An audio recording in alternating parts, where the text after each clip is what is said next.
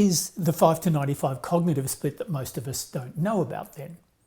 In their phenomenal 1999 book on embodied cognitive science, titled Philosophy in the Flesh, the linguists and philosophers Lakoff and Johnson made a truly extraordinary claim when they wrote that it's the rule of thumb amongst cognitive scientists that more than 95% of our human cognitive processing is actually functioning outside of our conscious processes.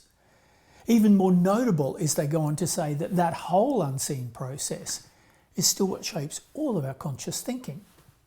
And that's really a remarkable statement, right? And as they point out, it's one that many of their fellow scientists agree with. But let's also be clear that this isn't to say this vast aspect of our intelligence is somehow faultless. We all know about unconscious biases these days, and unchecked, they can and will lead us into some pretty poor decisions. And that's something that the late Nobel laureate Daniel Kahneman highlighted at quite some depth.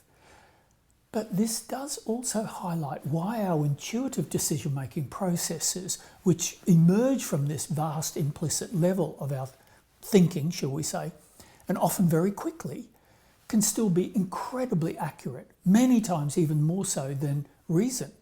And that's something that Malcolm Gladwell picked up on his book, Blink. Though it's actually another researcher, the world-renowned specialist in risk, psychologist Gerd Gigerenzer, who actually offers us a clue on when these two systems, the unconscious intuitive and the conscious logical, actually function at their best.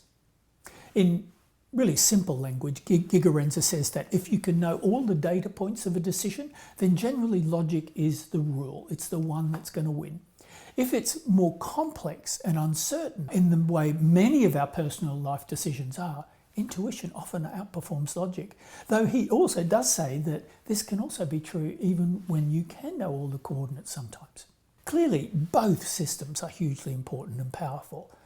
But if we're ignoring our bigger intuitive aspects in favour of the logical conscious ones because of, say, the modern myth that it seems less reliable to be in intuition than reason, we might want to rethink that.